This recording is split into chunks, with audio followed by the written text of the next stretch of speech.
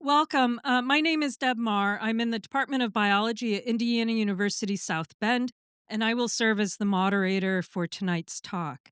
The Our Universe Revealed lecture series includes talks in sciences and the arts, STEAM for everyone. We feature research and creative work being done in our region, and it's an opportunity for us to be curious about ourselves, our world, and the universe. This is a partnership between the St. Joseph County Public Library, who hosts the lecture series, Indiana University South Bend, and University of Notre Dame. Tonight actually is the first time that we're doing a pre-book launch, and this is the perfect place to do it. It's a library, and both of our speakers have lots of ties crossing back and forth in different ways between Indiana University South Bend and the University of Notre Dame. So, a little bit about our speakers. Maggie Fink received her bachelor's degree in biochemistry from Indiana University South Bend in 2020. Or, sorry, yes, 2018, 2019. Okay, I'm getting close. In 2020, Maggie received a National Science Foundation Graduate Research Fellowship. This is a highly prestigious national graduate fellowship that recognizes the top graduate students in the country. Maggie completed her PhD in Professor Joshua Schraut's lab at the University of Notre Dame.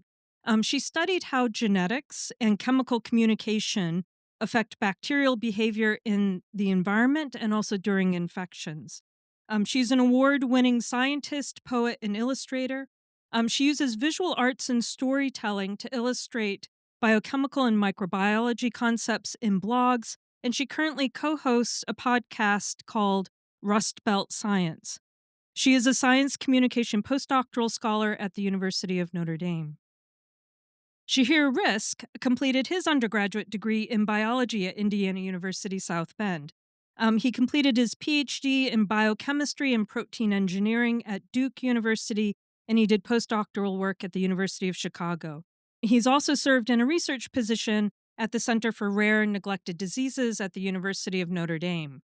He's currently an associate professor in chemistry and biochemistry at Indiana University South Bend. You begin to see all the going back and forth. Shahir was the first faculty member at IU South Bend to receive the Cottrell Scholar Award. Only 8 faculty in the entire IU system have ever received this award. The Cottrell Scholar Award recognizes outstanding scientists who are dedicated to the combination of education, science, and research. Risk was selected for the award based on his research using proteins to make nanostructures that come together and fall apart in response to some sort of signal. This technique has broad applications from improving drug delivery systems to developing biosensors that detect environmental pollutants. Maggie and Shahir are co-creators of a science communication workshop for PhD students and early career scientists, and this workshop has been held at universities and conferences across the country. In this workshop, they provide techniques on how to effectively communicate science through writing, and how to use art and storytelling to create interest and engage a wider audience. So, without further ado, let's dive into proteins and see what they tell us about us.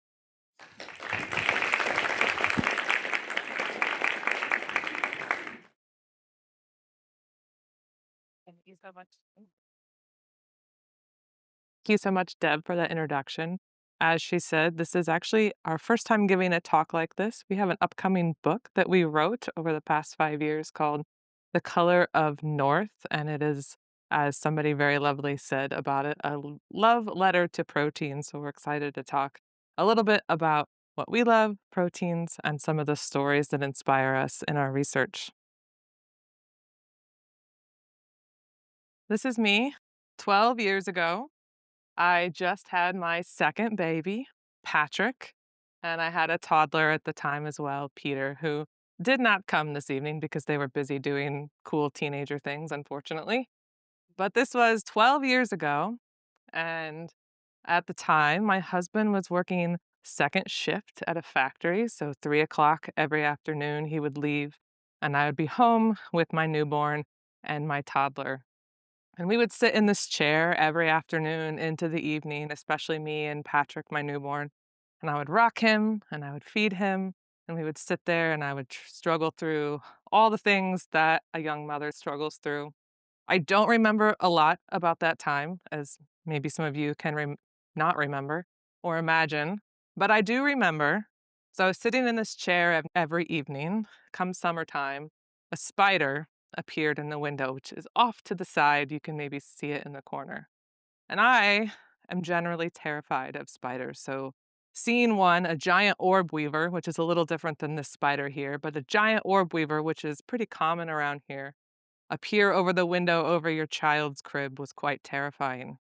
But I was stuck with my newborn, feeding him, rocking him, soothing him to sleep every night. But the spider appeared over and over just as the sun was beginning to set. And she'd begin to weave this beautiful web in the window. And soon I began to actually appreciate her company as I was alone with my child, and I'd watch her spin this web every single night. And then, just as it got dark, she would stay right in the center of that web and sit all night. So when I was up feeding at 2 a.m., 5 a.m., there was this beautiful spider in her web that she had built. And as the sun began to rise, she would kind of wake back up and begin to actually eat that entire web back over again. It would be gone, and she would disappear for the day. But then again in the evening, she would come back. And this happened over and over again every day, all through the summer months. Come fall, by the time my little newborn was no longer wrinkly and honestly now kind of ugly, he was fat and happy, 4-month-old, 5-month-old, and the spider was no longer. Now, it turns out that this spider silk, which we all can probably conjure an image up in our mind of a web that we've seen, is made up of these tiny little things called proteins, this protein in particular. Now, these proteins are so small, they're about 10,000 times smaller than a period at the end of a sentence. But we can see a spider web. So, what the spider is actually able to do is inside her body, she has this special kind of organ that these proteins are in. And she can shoot them out of that organ and they start to self assemble into this long thread that then we can see as spider silk. And she has many different types of spider silk that she can make, it turns out. Even within a web, I don't know if you can see super clear, but different parts of the web are made up of different types of silk that require slightly different kinds of proteins. But they're all inside of her. Even the silk that she might use to capture prey or wrap up her babies in an egg sac, all different kinds of silk, but they're all made from proteins. And then every night when she would eat that silk, it would turn back into the building blocks, these proteins that would assemble again the next day into a spider web. It turns out that everything that we do, every living thing, needs some type of protein to accomplish every biological function. So all of us have proteins in our body now, right? We think about eating protein, which is technically true. We're eating proteins. And they come in all shapes, sizes, not technically colors, but all different shapes. This one on the far left here is actually from a carrot. This is called an antifreeze protein. So this protein will interact with water and help prevent that water from forming ice to protect the carrot when it gets cold. There's lots of organisms that have these antifreeze proteins, and they all look different than the one the carrot has. In the middle here is actually a protein from a bacterium called Staphylococcus aureus, which you may know better as staph, right? We get staph infections.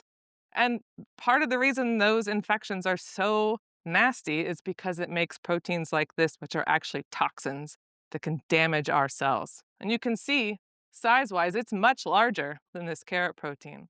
So these proteins can come in all kinds of structures.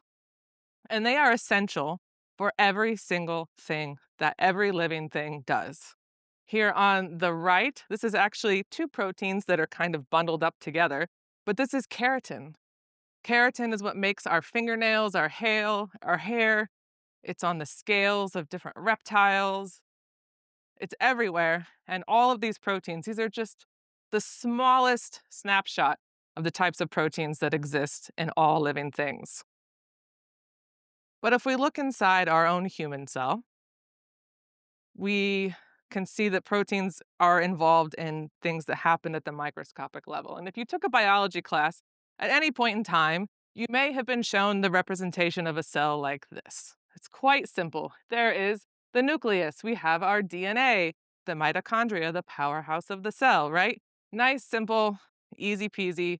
Unfortunately, the cell looks a little bit more like this. This is just showing a little corner of what the inside of a cell looks like. This is an illustration by a cool artist called David Goodsell, who likes to illustrate these molecular proteins that happen inside of all kinds of cells. And it's actually quite chaotic if you look at it. There's all kinds of things happening. A lot of these are proteins that are just all smushed together, and all of them are doing something different inside of the cell. We have the outside of the cell right here, where some of those proteins are actually inserted inside of that to help interact with things that are going on outside of the cell. Maybe bring food inside the cell, send waste out. So it's very, very chaotic inside of ourselves, no matter what that little diagram shows us that maybe we saw in a biology class. And inside of our cells, we actually kind of have our own spider web of sorts. There's these things called microtubules, which you can see here in the green. This is a cell. This inside here is the nucleus where the DNA is. And from that, we have these long microtubules that we can see under a microscope.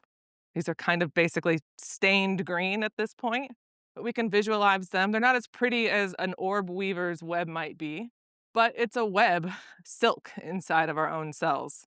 And yes, these are actually made up of proteins. Just like spider silk, these microtubules are composed of individual protein parts. One of them is represented here. This is called tubulin because scientists are very creative. Okay, this is called tubulin. And like spider silk, they will assemble into these long strands. These green and blue dots here each represent an individual protein. And they can stretch the entire length of the cell. They can disassemble and assemble very, very rapidly. So inside of the cell is not this static, stale environment. Things are constantly moving and changing along these microtubules. The cell can actually transport things across, so it's almost like a highway. So they can change the highway at any point in time. And it's all because of these proteins. And when my baby was growing and changing and growing lots of fat cells and all that kind of stuff, microtubules will playing a huge role in that as well. In addition to being highways and providing structure to the cell, they actually help the cell divide and make a new cell. So here, this is an actual microscopy image. So we can see this happening under a microscope. These dark kind of X-looking things, that's the DNA. So there's two sets of DNA here. So the cell is getting ready to divide. The microtubules will grab a hold of that DNA and pull them apart and create a new cell. So from birth, these proteins play a huge role in everything that we do, is even something as simple as making a new cell as we're growing and growing. And just like the spider who weaves this beautiful web out of these proteins that is essential for her survival, everything that we do relies on proteins.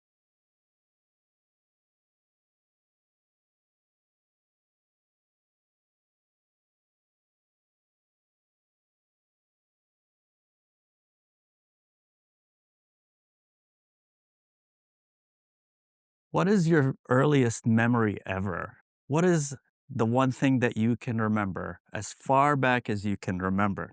Well, this is one of my favorite memories. This is me when I was about maybe 4 years old, a chubby baby. And this is my grandmother. This is my mom. We were at her apartment in Egypt, where I grew up. And over the summertime, both of my parents worked. And so they left me with my grandmother. And I had lots of fun there because that's where I learned how to cook. And one of my favorite things to cook to this day is the Nile tilapia. You can imagine you can find this fish in the Nile because if you grew up in Egypt. And a great recipe that I still use to this day uses garlic and lime and salt and cumin. You make a paste for the fish and then you fry it in oil and it's delicious. But I want you to think even farther back than when you were a child, like this chubby baby. I want you to think back to when you were just these two cells that Maggie talked about. We all started out as one cell, and then we split into two cells, and then from there to four, and then eight, and then 16, and so on. And every time we do that, we have to double our DNA so that each cell can end up with a copy of its own DNA. And so this is generally how it happens. You start out with the parental DNA from what we call a mother cell. And the mother cell gives rise to two daughter cells. And we all know, hopefully, that DNA is a double helix. Yes, it's a double helix. It's two strands that are wrapped around the way you would take a ladder and twist it around. So you have two strands, and the way that it works is that you have two of the parental strands. One of them ends up in one of the new cells, and the other one ends up in the other cell. And then based on those are shown as the red or pink ones here. Based on those, we can make new strands so that we double everything, and so on. And that's how it goes. Well, hopefully you know that DNA is made of these letters. We call them nucleotides, but we can think of them as letters, and that's the language of DNA. It's A, C, G, and T. Hopefully you've heard of those, right? And because DNA is double-stranded, there are two strands, and one has some letters here, the other one has letters there. And here's the trick. Every time there's an A on one strand, there has to be a T on the other strand because A pairs with T. And every time there's a G on one strand, there's always going to be a C on the other strand. And that's how they recognize each other, and that's how they wrap around each other. But every now and then, when we're replicating, making a replica of the DNA, sometimes mistakes happen. And so take a look at what's happening here. We have a sequence of DNA here, and we have a G on one side and a T on the other side. And we know that that's not correct. And our bodies can recognize that. They can recognize that there's a mismatch because we know that G connects to C and T connects to A, but G and T do not bind to each other, do not match with each other. So there is a mismatch. Our bodies can recognize that, but there's still a question. We just divided our cells. We have one strand that has a G and the other one that has a T. We know that one of them is wrong, but we have to figure out which one came from the mother cell and which one was made in the daughter cell. And we're going to make the assumption that the one that came from the mother cell is the correct one. That's the old one. That's the one we rely on. So we have to be able to remember, to keep memory of which strand came from the parent cell. And how do we know that? How do we know which strand came earlier? Which one is the old strand? Well, maybe you have an old pair of jeans like these. This is a beautiful painting that Maggie made of a pair of old jeans. Everybody has their favorite pants or their favorite clothes that they wear, and they've been stained and they've been worn out. So you have these rips and grass stains because the older something is, the more modifications it picks up. And DNA is no different. The older DNA will always pick up some modifications. And so that's one way that we can remember which one is the old strand. We can use a protein like this one right here. This protein is called MUT-H, MUT-H, and it can find these mismatches, but it needs to know which of the two is the old one. And when you look and see this little sphere here, this represents a modification that happened to the old strand, and that's how it recognizes it. This modification is called a methyl group. It's tiny. It's only one carbon long. Methyl group, just one carbon long, and that's it. And that's all the difference that we can use to tell which one is the old strand and which one is the new one. Now, there are other ways to remember. There are many ways to remember without actually remembering. This is a picture of the cold virus, the common cold virus. How many of you have ever had a cold before? What happens when we get a cold? We get sick. Nobody likes it. And then what does our body do? It reacts. If you have a functioning immune system, many things happen. And one of those things is that our bodies produce proteins that are called Antibodies. Here's a little sketch of an antibody. It has this characteristic Y shape. And the Y shape is kind of like a pitchfork. It finds these foreign proteins that don't belong to us and they attack them. They bind to them and they recruit other things and they say, here's the enemy. And then once the infection is gone and we feel better, something else happens. We carry a memory of that infection. In fact, we carry the memory in cells that we call memory cells that patrol our immune system. And if the cells in this case is very, very big, this is just the cell surface right here. And on the cell surface, we carry that very same antibody that we used to fight off that infection. And these memory cells are carried deep within our bodies and they patrol until that foreign invader comes back again, and then quickly we can fight against it again. This is a close-up of the interaction between the antibody and a foreign protein. And you can see how it makes this really nice match of a contour. It matches the contour of the invading protein. And this is how it recognizes it. It's by shape complementarity. It can complement the shape, recognizes it, and recognizes that it's different from our proteins. This one in particular is an antibody, a very close-up of an antibody that connects to or finds and neutralizes this protein, which comes from this virus right here. This is the smallpox virus. Now, I'm old enough, and I grew up in part of the world where I have had the smallpox vaccine. I don't remember when I got it because I was very young. Now, smallpox has since been eradicated because of vaccination. Because at some point, everybody had immunity. There was enough immunity that the virus just was wiped out. So even though I don't remember getting the vaccine, my body remembers this virus. Our immune system is very, very complex, and we may not think that bacteria can remember, but in fact, they actually do. This is a bacteriophage. The bacteriophage is a virus that infects bacteria. This is bacteria's enemy number one. It looks kind of like a spaceship because it kind of acts like a spaceship. It has this landing gear, and it uses that landing gear to land on the surface of a bacterial cell. This is tiny. We know that bacteria are tiny, but this is far tinier than bacteria, thousands of times smaller than bacteria. And it lands on the bacteria, and it injects its DNA into that bacteria. And then the bacteria all of a sudden turns into a bacteriophage, a virus-making machine.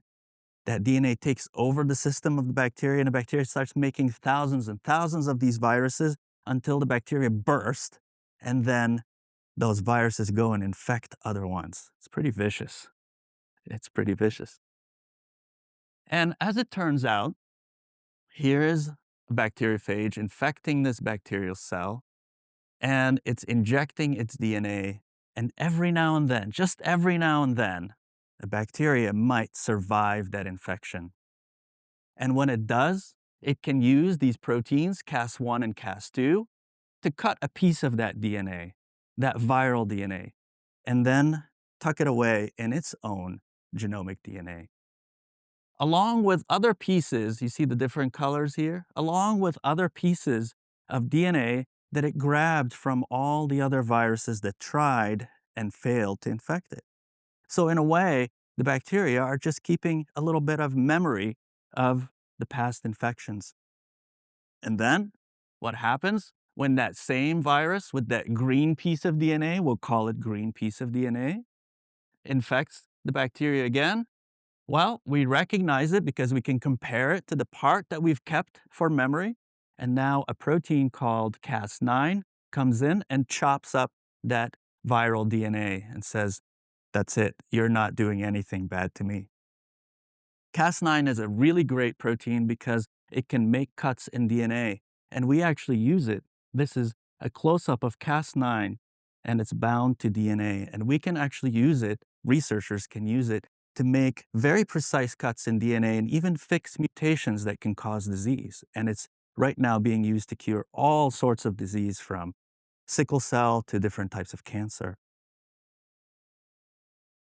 What about plants? Anybody know this plant? The Venus flytrap. This was my Venus flytrap, and I did a very poor job taking care of her, and she died. I was very upset about it. This is a fascinating plant because it's a plant that eats animals. It eats ants and flies, and the secret to doing that are these little hairs that are inside the leaves. These hairs act as the trigger for the trap. When these hairs are triggered, the trap is set, and very quickly, the leaves will clamp on that poor animal, that poor insect, and they will digest it. The plant will digest it. Now, you have to make sure that you don't just trigger the trap anytime. You have to do it precisely. You have to make sure that there's a real insect there. And so, as it turns out, if you touch the hair just once, nothing will happen. You have to touch those hairs twice, and it has to happen within a certain amount of time. That means that the plant has to register that first trigger, keep track of it, and remember it for a short amount of time until a second trigger happens. And this really puzzled scientists for many, many years until some scientists figured it out. And the key was this protein, among many other proteins. This is a zoomed in view of a protein known as a calcium channel. And as the name implies, it's a channel where calcium can pass through. And what you're seeing here, these are just calciums flowing through. And it allows calcium to flow from one compartment of the cell to another. Every time that hair is triggered, calcium will flood from one side to another. And it's once you have enough calcium, that's when the leaves will trigger shut. Now, one trigger or one touch of the hair is not enough to get enough calcium. You need two, and you need them to happen fairly close to each other. And you can see that here. Hopefully, you can see that here. Over time, when you touch the hair once, the calcium levels will go up, but then another mechanism will start to bring that down. Calcium will leak out unless there's another trigger that happens close enough. And what's that going to do? It's going to go above that threshold so that it can close. And once it closes, well, now you have an insect that's struggling inside, and it's triggering more and more and more. And what happens here? Once you reach that next threshold, you get what's known as gene expression. That's making more proteins. And it actually makes many proteins, including this protein right here, which is a digestive protein. It's one that will go and start to digest that insect. Now, just like this plant has to remember, it has to forget. It can't hold on to that first trigger forever. And that's exactly what happens here. That's where the gray lines are showing. Because just like calcium will pass through, it will also start to exit. And so just like a plant has to remember, it also has to forget. And sometimes, just like we remember, we sometimes also have to forget.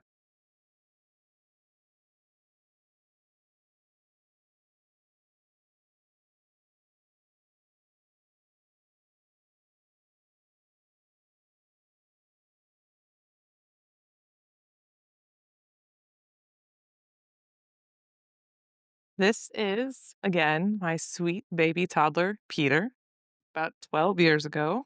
Sorry. And my grandfather, Donald Charles Wright.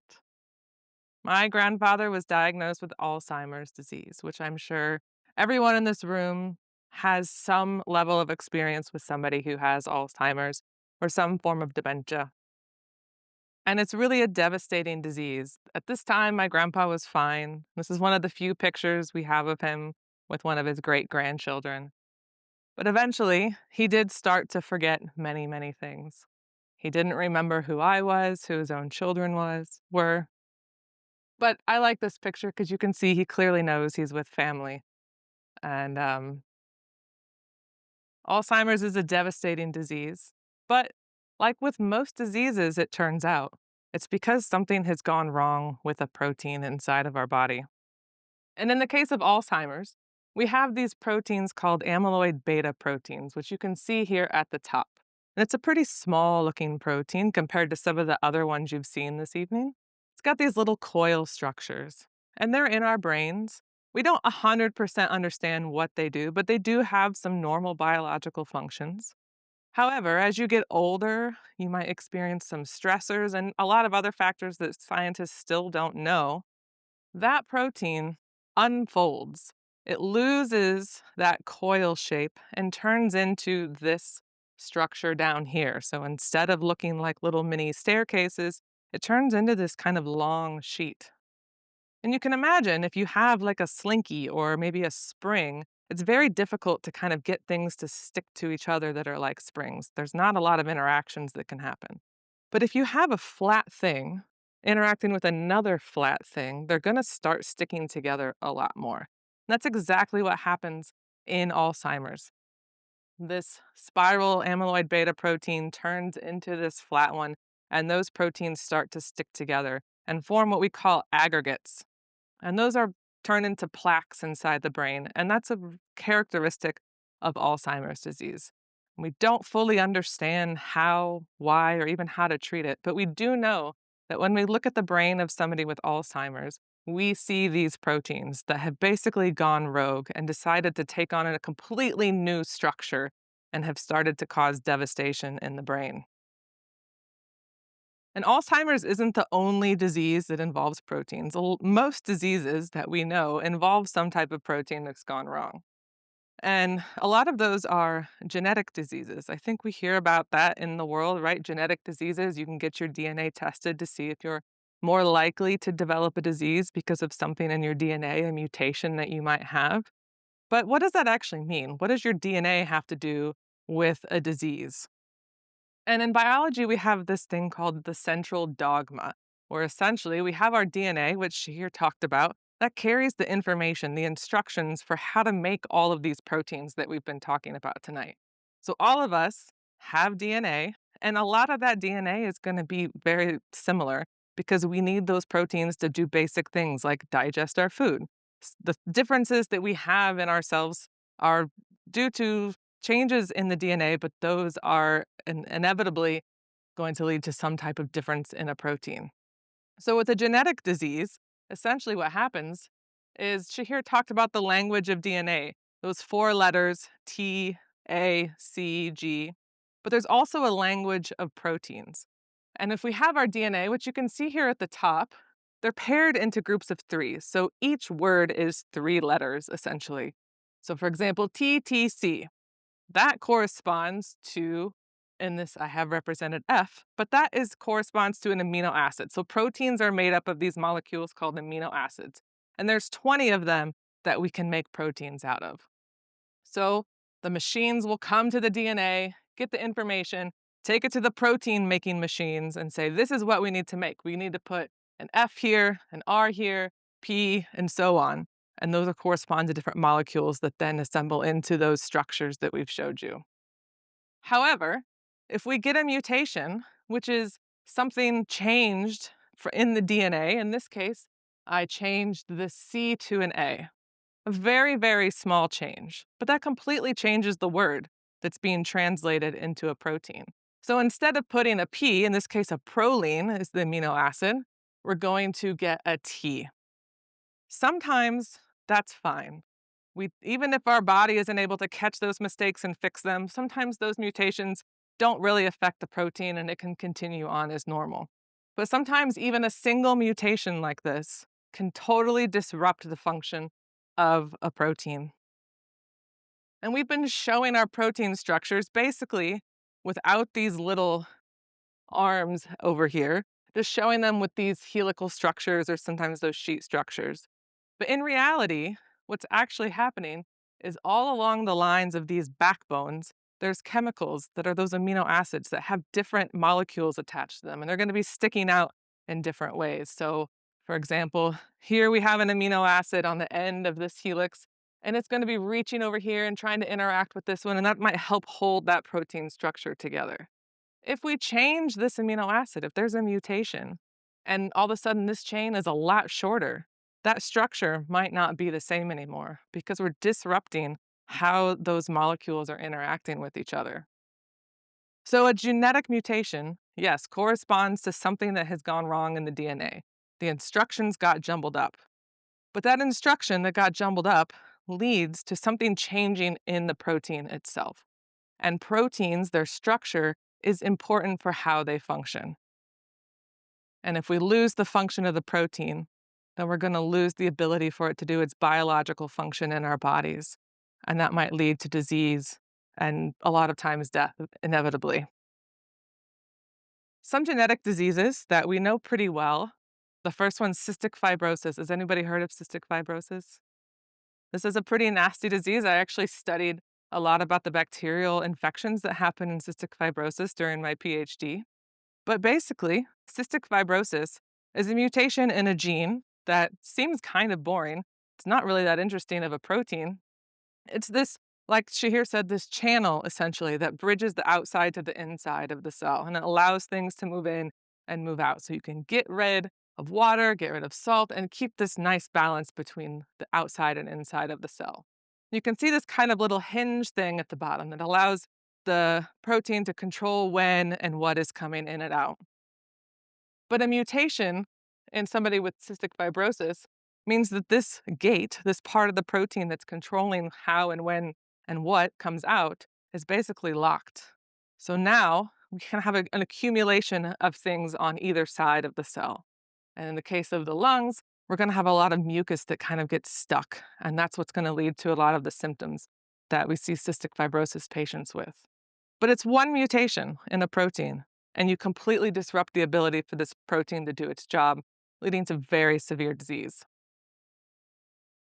Some of you may have heard of Bubble Boy from 60s, 70s. I believe there was a movie as well with John Travolta. I think I saw that at some point. And this boy here, Bubble Boy, he had what is called severe combined immunodeficiency disorder. And this disease, basically, you have no immune system. So that's why he was forced to live in a bubble, literally, and was not able to really interact with anyone in the outside world at all because he had no immune system to protect himself. And again, this disease is caused by a mutation in a single protein. Again, a kind of boring protein that doesn't really do anything that we would think is interesting, but it helps recycle molecules in the cell that can build up. And if they build up too much, it completely disrupts your immune system, and you don't have one. So, in the case of people who have SCIDs, they lose the ability to clear these things out of your body. And it's just one mutation in your DNA that leads to a protein that can't function. Sickle cell is another one that probably a lot of people have heard of. A mutation in the protein or in the DNA that codes for hemoglobin, which is inside of our red blood cells, and it's important for moving oxygen through our bodies. Normally, these hemoglobin proteins, kind of as the name should suggest, are like globs. They kind of look like big knots, and they go in the red blood cell and they help carry the oxygen throughout all the parts of your body. And they give the red blood cell the shape that it has. In sickle cell, that hemoglobin has mutation and it's no longer forming these nice little globs. Instead, it's forming these long chains. And not only can it then not do its function of carrying oxygen, it completely changes the shape of the cell, which is where we get that sickle cell shape, giving this disease its name. So I think it's important to remember that yes, genetic diseases are changes in our DNA, but the next step then is they are completely changing a protein and its ability to carry out sometimes very simple biological functions that we don't even know are happening inside of our bodies. But there's another kind of disease caused by proteins that I find super interesting, especially now that I'm a microbiologist who studies infectious disease. There are these things called prions, which stands for proteinaceous infectious particle. Again, we're very creative as scientists. So, several decades ago, a scientist visited a tribe of people in Papua New Guinea, the Foray people, and he went there to study them because they had this weird disease that nobody could figure out what was happening. It was very similar to Alzheimer's in a lot of ways. People would lose their sense of self, not remember anything, And they actually called it laughing sickness because essentially they would kind of go crazy and then eventually die. What was interesting about this, though, is it didn't just affect old people. They were seeing this disease show up in children as well. So it wasn't like Alzheimer's. Something was happening that was not specific to age, that didn't just happen when you got older. Excuse me. So he studied these people for a long time, couldn't figure it out. And it would sometimes take years and years for people to start showing these sickness, even if they'd been exposed to somebody else with it before. He noticed that these people participated in a cannibalistic ritual where after somebody passed away, they would eat their body as a sign of honor and remembering them. And what was interesting is that the women and children would eat the brain. And those were the people who were most likely to be affected by this disease. So they thought maybe there was some bacteria or virus that resided in the brain that was causing this disease. But typically, with a bacterial infection or a viral infection, you might get a fever, you might get aches and chills, and you get sick pretty quickly after you're exposed to it. But like I said, it would be years before people would show signs of sickness. There was no fever, no other signs until they would start to mentally decline. So many, many years of research into these people, and many other scientists got involved as well, as you might have guessed, discovered that it was actually a protein, very similar again to what we see in Alzheimer's. This protein here, which they called a prion, that was actually able to be passed on from person to person. And like Alzheimer's, it starts off normally shaped. It's got its normal structure with these helices. And then it, for some reason, unfolds and has those long sheets instead. And they begin to stick together. And they form these large aggregates that can really disrupt the brain tissue. And eventually you die. And you can actually see some of those in some brain samples here. And you may have actually heard of this disease before. Mad cow disease is a prion based disease. We've had several outbreaks in the past decades from people eating infected beef. They also see this in sheep. And you can get sick just from ingesting it. And even if you have a very healthy prion protein in your brain, if you ingest one that's already been misfolded and changed into this shape, that one will start forcing all of your normal proteins to unfold and form those aggregates. So, in that way, it's infectious, which is truly marvelous that something that is not alive, like a protein, can be an infectious material. And we're not likely to die from a prion disease, right? It's very, very rare and it's very well controlled at this point in time. But we will likely die from some type of protein that has gone rogue. And I would like to read just a short excerpt from our book about my grandfather, which you can see here with me as a baby this time. My grandpa died from Alzheimer's. I have a picture of him with me as a baby. My uncle is on the couch, and my grandpa is holding me on the floor. Nobody looks ready to have their picture taken, but nonetheless, the camera captures everything about my grandpa and our time together. It was easy and casual. He was a quiet man who always loved to tell about his time on the railroad. I would tell him about my boy crushes, and he would always respond in his subtle southern accent, "Well, isn't that nice, darlin'?" and give me a big squeeze. My grandpa ran a car mechanic shop out of the garage, Wright Electric, so he could be close to his family. I was always proud to see my last name on a sign. When we visited, I would pick up colorful cut wires in the driveway on my way up to the front door and keep them in my pocket to admire on the way home. My grandpa would come in through the back door, all covered in oil and sweat when it was time to eat, with his strong, broad chest and his white shirt and jeans, and the rugged lines etched into his face from years of hard work. He looked like he could have walked out of a James Dean movie. He called us all darlin' as we fought over who would get to sit next to him. I was able to visit a few years before he died. My parents, my sister, and aunts and uncles, and a few cousins all made the trip to Anderson, Indiana. I arrived with my parents and sister at the tiny house on School Street before everyone else. I quickly went to be with him. He was in a rocking chair, in the middle of the room with his favorite music, old choral hymns playing loudly in the speaker that my aunt and dad had gotten for him. He smiled when I walked in. Well, looky there, such a fine lady, he said. I sat down across from him and asked him how he was doing. He told me he liked his music. I showed him pictures of my cats and commented on his new sweatpants. We sat together for a long time as everyone trickled in. He smiled, but he didn't know us. All he said to me was, "We are connected and we all belong to each other." I sat next to him at lunch, cutting up his food, helping him bring a fork to his mouth. I snuck him the extra piece of cake he asked for. I knew it was likely the last time I would be with him like this, sitting at the dining table, the door to his garage right next to us. His favorite hymns playing in the background, a granddaughter feeding her grandfather. Later, when it was time to leave, I kneeled down next to where he sat in his chair, his worn Bible on the table next to him. I held his hand and asked him if he remembered me. No response. I am Maggie, your granddaughter, and I love you so much.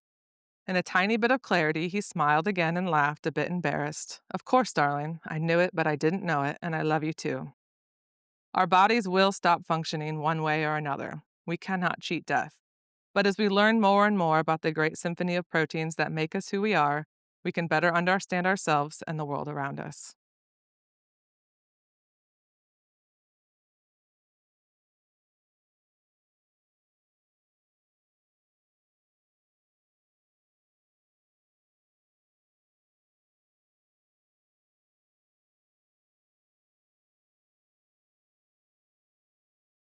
This is Professor Gretchen Anderson. She worked at Indiana University South Bend and was my colleague.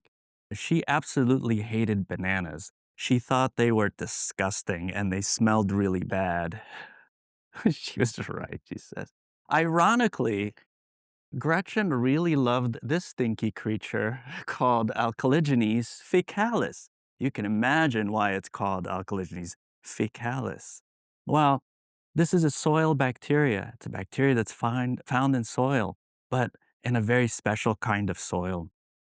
You can find it in soils where there was a lot of pesticides used, especially pesticides based on arsenic. You may have heard of arsenic and you say, why would anyone want to do that? Well, we don't use it anymore, but for a long time, arsenic was used as a pesticide. And it left a lot of fields empty because after repeated use, it would pretty much kill everything. Pretty much, except for this bacteria right here, Alcaligenes faecalis. You see, this bacteria actually loves arsenic. In fact, it eats arsenic for breakfast, as you could say. And as much as Gretchen hated bananas, Alcaligenes faecalis just loved arsenic. And there are many different forms of arsenic. These are the two major forms. One that has 3 oxygens around it that we call arsenite, and one that has 4 oxygens around it that we call arsenate. And this bacteria was able to convert arsenite to arsenate. Arsenite is a much more toxic form of arsenic than arsenate is. And in a way, this bacteria was making something that's more toxic a little less toxic, still quite toxic. And the bacteria was able to do that because of this protein right here called arsenite oxidase. Arsenite oxidase is a protein. It's also an enzyme. It's also an enzyme. You may have heard of enzymes before. Have you heard of enzymes before? What are enzymes? I love food and I love bread. I love bread so much that I could probably just eat bread and survive on bread forever. And what happens when we eat bread? Well, if we look at the structure of bread or the main component of bread, which is starch, we see that it's made of these long chains, either unbranched or branched chains of glucose. We love glucose. It's our blood sugar. It's what we crave. And every time we eat starch, we use our enzymes to digest it and get these glucose subunits that we can then share with the rest of our body so that we can grow or move or kick a soccer ball or do whatever it is that we do.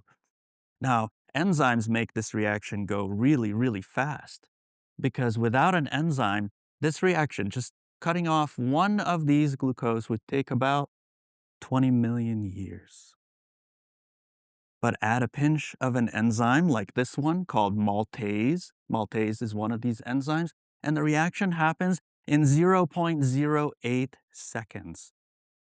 0.008 seconds. I missed the zero there, which basically says that this enzyme can do this reaction about 120 or 130 times every time you say one Mississippi. This is an incredible rate acceleration. You're taking something that would take about 20 million years, give or take, right?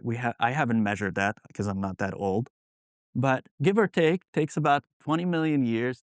And now this enzyme can do it in far less than a second. And if you look at the rate acceleration, it's about 70 quadrillion times, 70 quadrillion times. That's how amazing enzymes are. I don't know about you, but I don't want to wait 20 million years to digest my bread. Enzymes are amazing. And like arsenite oxidase that Gretchen studied, enzymes do amazing things because they are nature's catalysts. A catalyst is something that makes a reaction go faster. A spontaneous reaction that would happen anyway, but might take 20 million years, it can make it happen in a fraction of a second. That's what a catalyst does. And enzymes are nature's catalysts. They are biology's catalysts.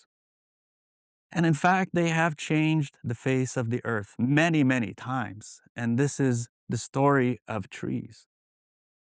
About 300 million years ago, we're told that trees were not really trees. Most plants were about waist high.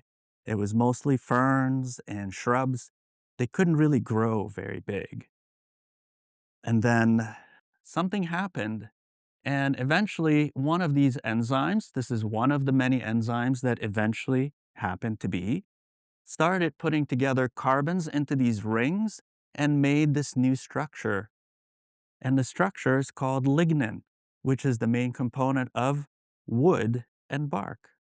And now all of a sudden, these scrawny little twigs, these tiny little ferns, now we're able to make this new biomaterial called wood and bark. And then all of a sudden they could grow to be giants, huge trees. And it sparked an entire era called the Carboniferous era because these trees were just taking carbon dioxide from the air and storing it into these carbon rings right here.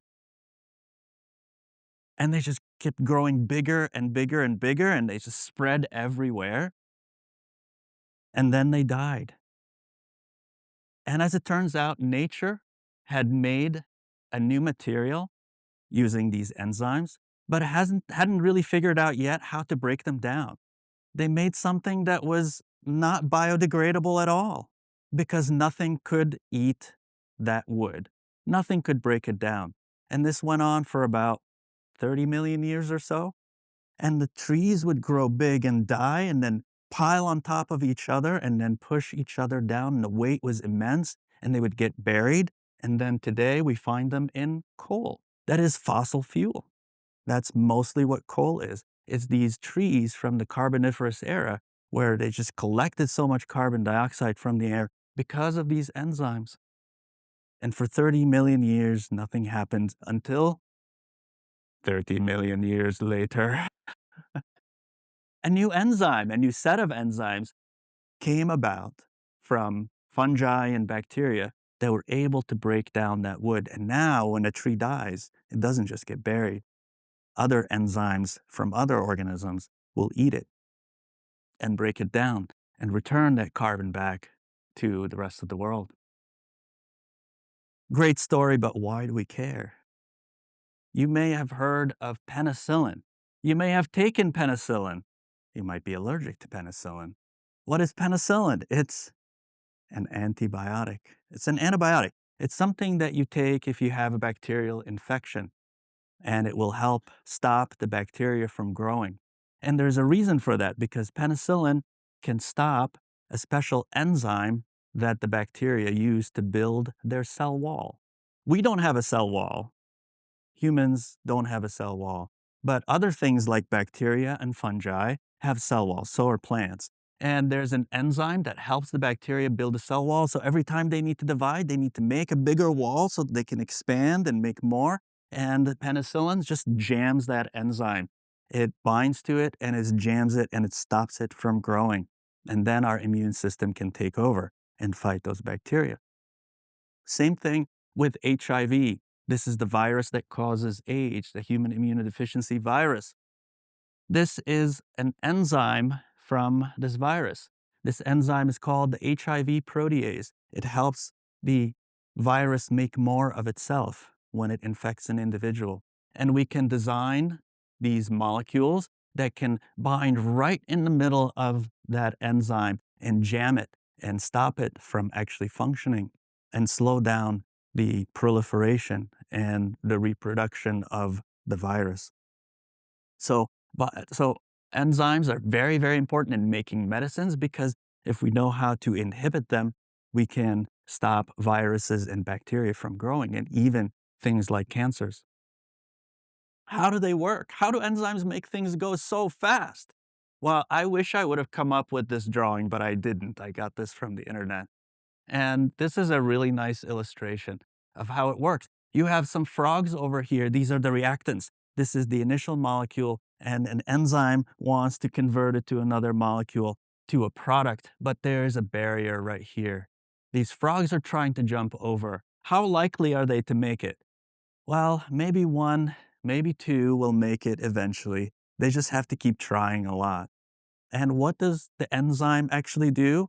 All it's doing is that it's removing that barrier. It's lowering the barrier for the reaction to take place. And that's how a catalyst works. It lowers the barrier for a reaction to take place. This is Gretchen again.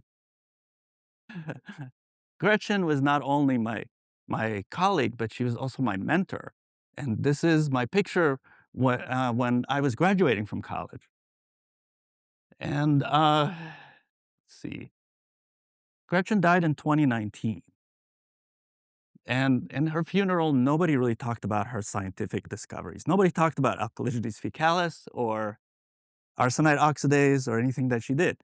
Everybody talked about how she was a catalyst in their life, how she lowered barriers for success. We all know people who are catalysts in our lives, who work very much like enzymes, who lower barriers for success. And all of us are going to die one day. And one day, some enzyme is going to break us down into smaller things that our enzymes were used to build up. I hope you enjoyed our stories today. You can find all these stories in our book that is just coming out next month. You can pre order it through this link. Some of you may have gotten a card when you walked in that has a QR code.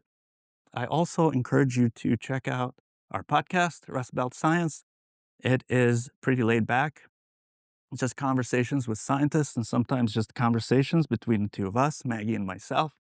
And we're very grateful for all the funding, especially from the IUSB College of Arts and Sciences. Thank you so much. And the Notre Dame College of Sciences. This is really a wonderful collaboration between the two universities here in town.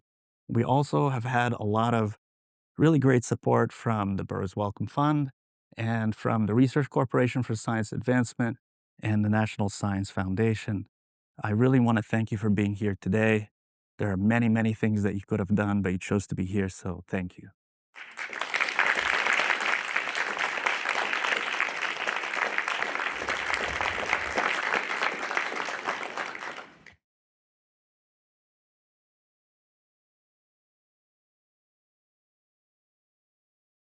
Mhm,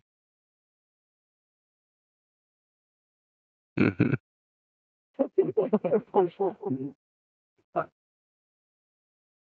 Yes. Why why are there mutations? Why are there mutations? Oh, that's a great question. That is a really good question. You want to take this one? Okay. All right. Mutations are a natural part of life.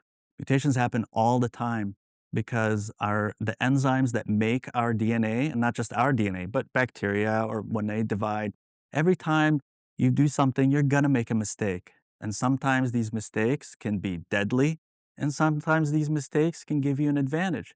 So you don't want to be perfect because if you're perfect, you'll never change. And so, you know, and nobody likes that. Nobody likes that. So there is a little bit of that, the making mistakes every time you copy DNA is not always a bad thing. Sometimes it is. And a lot of genetic mutations come from that. But also, mutations don't just happen from every time you double your DNA. That is one way that they can happen, but they can also happen from environmental aspects. So things that are carcinogens, you may have heard of the term. Carcinogens are things that cause mutations. So smoking can make mutations happen more common. Now again, we always have these proteins that are watching out for us, that are trying to fix mutations as they see them happen in many, many different ways. We only talked about just a handful of them today, but there are so many that are out there watching out for us. So sometimes mutations can be good. Most of the time they're not. A lot of times it happens when our cells are dividing, but sometimes it happens just from the environment, being exposed to the sun or a carcinogen or any kind of harmful chemical. Does that answer your question? Okay, your turn. First of all, thank you for those pictures of Gretchen. It's Oh, yeah. lovely to see her up there. In a lot of your drawings of the proteins, there were arrows built in. Are those arrows? I mean, I assume they're not actually, you're not seeing arrows, but are they indicative of something? That, yeah, yeah. Oh, gosh. He's he's more of the protein structure biochemist, and I think that's Well, I mean, you talked about the sequence, yeah. right? You talked about the sequence, how you can think of them as letters in a row. Of course, they're chemicals that are connected together. We just give them letters. And the arrows tell us where the protein begins and which way it's moving, because there is what we define as a beginning and an end. There's a chemical beginning, and there's a chemical end. And it just so happens the way that proteins are made, they're made from one end to another every time they're being made. One is called the N terminus, the other one is the C terminus, right? It's just that technical term. And the way that they are arranged, it's almost like always writing from right to left in some languages or from left to right in another language. All of biology does it one way and one way only, and it's always from the N to the C, the nitrogen side to the carbon side. That has meaning, but so it tells you about the directionality of the chain because it is a chain, and if you were to pull on one end and just straighten it out, it would be one string of letters. That's another representation. It'd be a linear sequence, and all of the arrows would point from the beginning to the end. Yeah.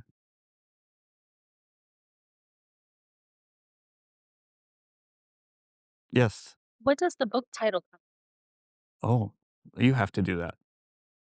I already talked Okay, too I'll much. answer that one. Yes. So there is a protein that migratory birds have in their eyes that actually allows them to see the magnetic fields. That doesn't necessarily mean the exact same thing that we think it does. We don't really know what they see, but they're able to sense where the magnetic field is when they're doing their migratory patterns.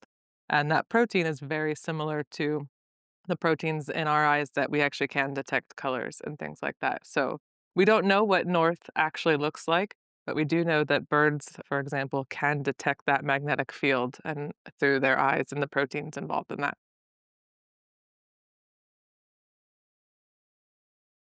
Yes. I have a question, but it's not really related to this all the way. Dr. Fink, I noticed that you have a molecule tattoo. What is the molecule that you have? I'm always going to be happy to share this. So this molecule here is called PQS. It stands for Pseudomonas quorum sensing signal. So Pseudomonas aeruginosa is a bacterium that I studied during my thesis work, and this molecule is the one I studied in particular. Pseudomonas uses a protein to make this molecule, and this is actually how it can communicate with other Pseudomonas bacteria and say, "Hey, we're all here," and then they'll all start behaving the same way. So this is basically how they communicate with each other. So PQS. Thank you.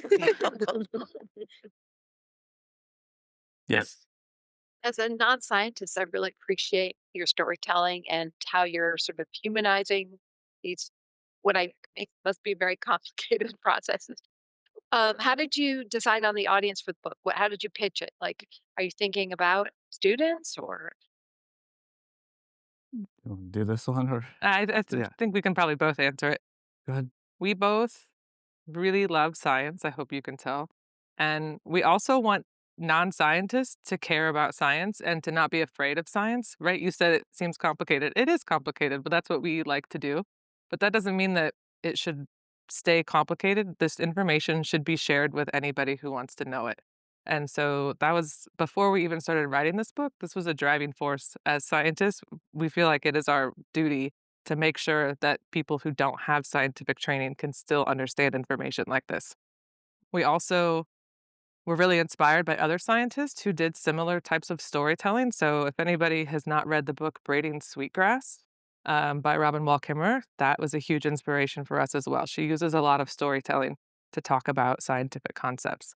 And so, our audience was our friends and family that exist outside of our research lives that we've tried to talk to about science and have found it difficult sometimes. So, we felt it was our duty to learn how to be better scientific storytellers to anybody who wanted to learn more about science, no matter how much scientific training they'd had. And we're humans, we're storytellers, so that seems to be a really effective way to bring people into our world of research and help people feel empowered to seek out information and not be intimidated by the fact that this is what we do every day. It's just what we do every day. There's nothing extra special about it. So, Yeah, I have yeah, exactly.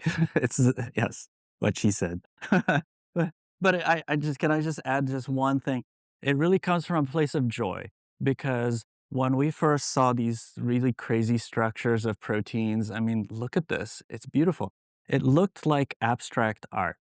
And but it looks like something that's out of this world, but it is actually something from this world, and that's what's really fascinating about it. It just takes on these amazing shapes, and that was also the art component of the book. So maybe something that I failed to mention is that the book also contains a lot of these drawings. Not everything that seen here, but this drawing is one of the drawings that's in the book to illustrate just the kind of the three dimensionality of these molecules.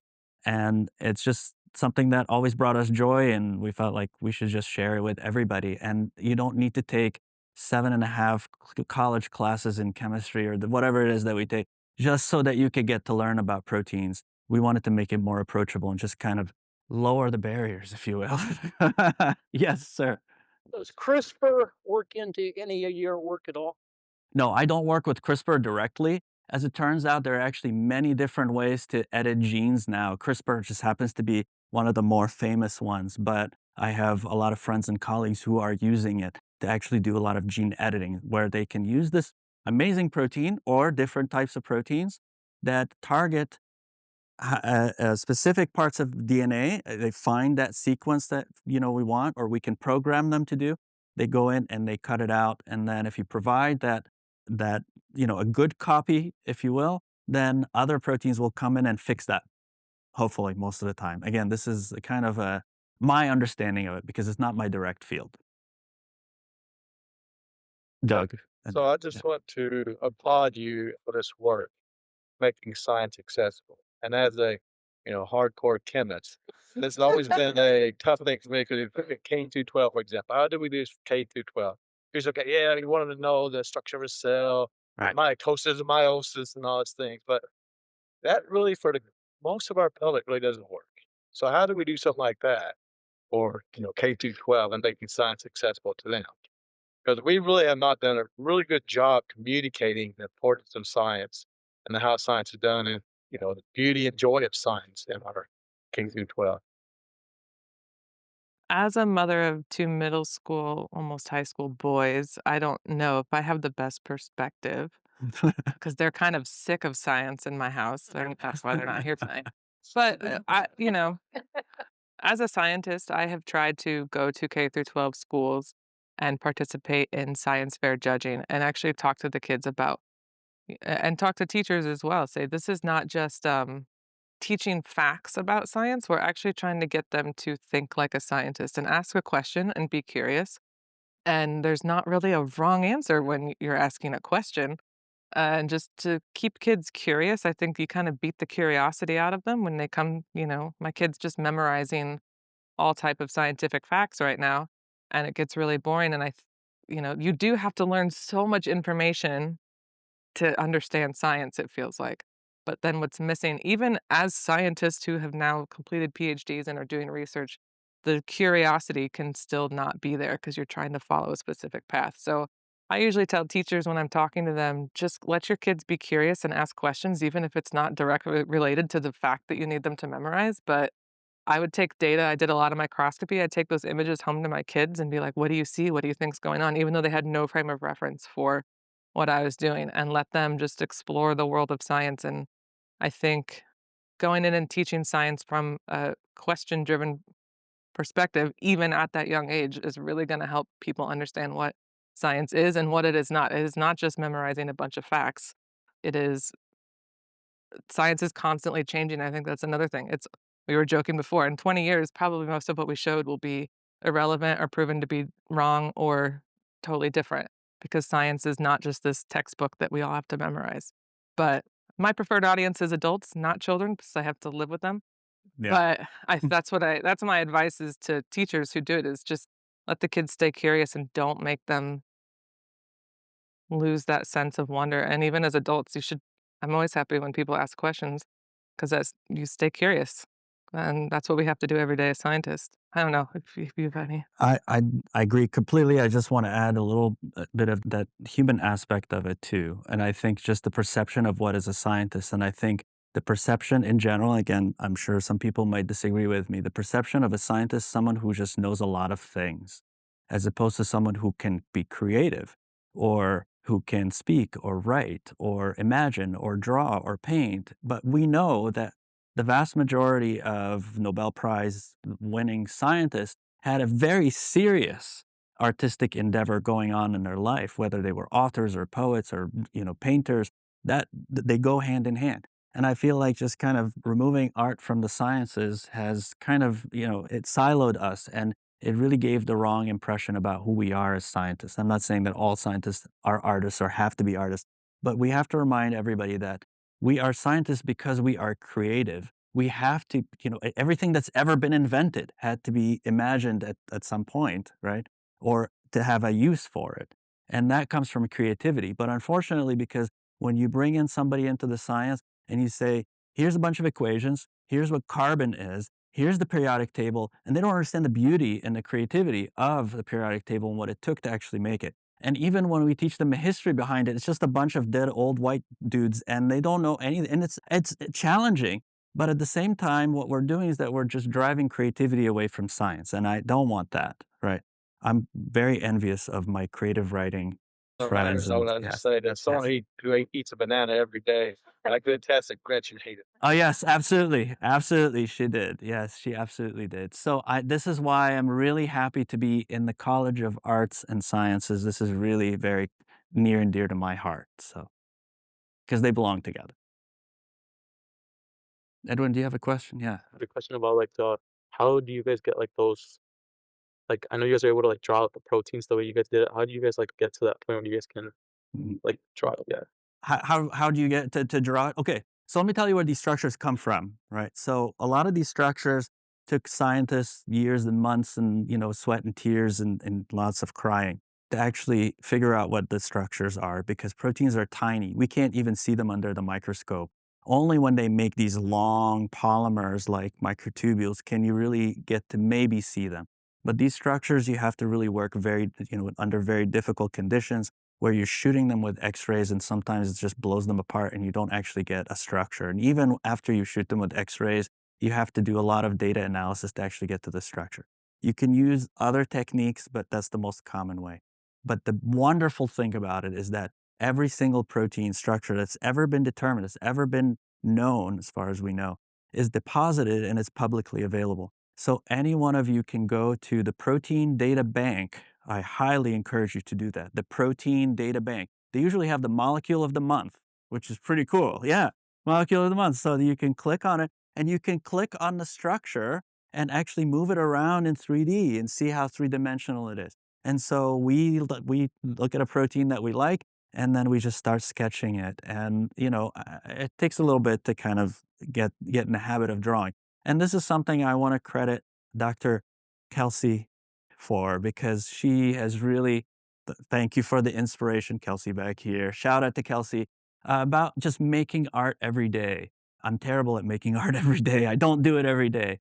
But also, I'm taking a printmaking class with Bill. Bill Tortlot is here. So, all these amazing people in our lives who are really pushing us to make art and to really look at science from an artistic point of view. If you want to draw proteins, just start with something simple, a small one. Just start drawing it. You'll get better because you can get better at art, just like anything else. I don't know if that was your question, but yes, definitely shout out to all these wonderful people. All right. Well, why don't we thank them?